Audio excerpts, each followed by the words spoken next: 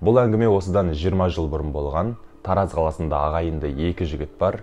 Екеуі де үйленген, әйелі бар, үлкенінің тіпті бала шағасы бар. Үлкені әскери адам, ал кенжесі экономист. Енді ол уақыттарда білесіздер, елорда осы астына қарай ауысып жатқан кез, енді інісі бойында жастық жалын деген жанып тұрған сәт, әйелін ертіп Астанаға келіп кәсіп бастаймын деп шешеді. Бірақ сәтсіздікке ұшырайды. Тіпті қарызға да кіріп кетеді. Енді тіпті амалдың жоғынан қара жұмысқа да жегіліп, стройкада да жүреді. Бірақ өзінің туған ағасына оны айтпайды. Өйткені енді ағасының да әйелі бар, бала шағасы бар, өзінің де отбасы бар дегендей. Сөйтіп ол өзі қиналып общагада тұра береді.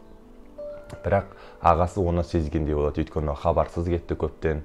Сөйтіп отпуск алып, әйеліне айтады, мен енді Астанаға барып інімді барып келейін. Енді ағасында ол кезде Жигули деген машина болады. Сөйтіп сол Жигулиіне отырып, қалтасына 50 мыңды салып Астанаға кетеді. Сосын Астанаға келіп інісіне хабарласады. Мен келдім осында, қайдасың деп. Інісі енді үйіне көрсетуге ұялып, сырттай кездеседі. Бірақ ағасы енді түрінен көреді, бауырының қиналып жүрген. Сөйтеді, мен саған 50 мың теңге, міне саған машинаның кілті, сен кәсіп бастаймын деп едің ғой. Сол кәсібіңді дамыт деп, сол ақшаны береді. Ол кезде енді 50 мың теңге деген үлкен ақша ол кезде. Сөйтіп, жақсы онда маған бір күні жұмыста болу керек деп, қайтып кетеді. Пойызбен, машинамен келіп, пойызбен қайтып кетеді. Сосын енді інісі экономист, ол енді ақшаны дұрыс пайдалануды біледі, өткен қателіктерінен сабақ алып, сол 50 мың теңгені дұрыстап пайдаланады. Тіпті қаланың ішінде сол әлгі машинамен таксовать етеді. Сөйтіп, қайтадан кәсібін, кішігірім кәсібін бастайды. Ақырындап аяққа тұрады. Сөйтіп арада жылдар өтеді. Әлгі інісі үлкен кәсіпкерге айналады. Сөйтіп, осыдан енді маған бұл әңгімені айтып отырған сол жігіттің ағасының баласы ғой.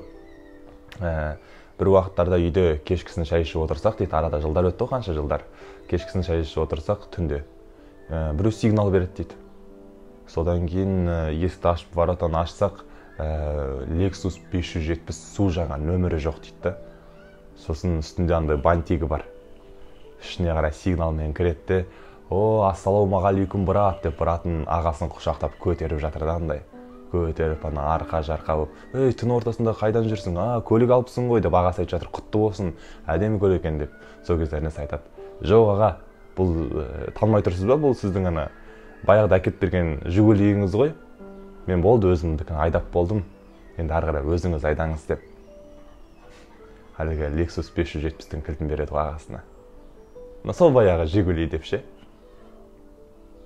Сол кезде ағасы көзінен жас шығып, інісін қатты құшақтайды. Аға мен бауыр арасындағы мейірім, қолдау деген осындай болса.